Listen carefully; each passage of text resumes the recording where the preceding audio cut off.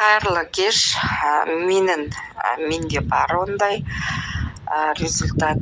Менің келінім 3 жыл болды бала көтере алмай жүрген. Ар компаниясының баттарында ашты. Өзі медик, сама тоже лечилась. Мы где-то 1,5 ай АСД салды ректально. Но у нас и бауырым да салды. Екеуі де. Где-то бауырым 10 күн салды, а келін 1,5 ай салды. Августтың аяғында салуды тоқтатты.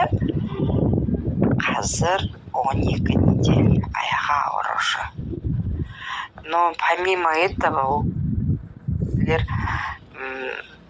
Бриллиант Лайфтың мужской женский сиропын ішкен екеуі де.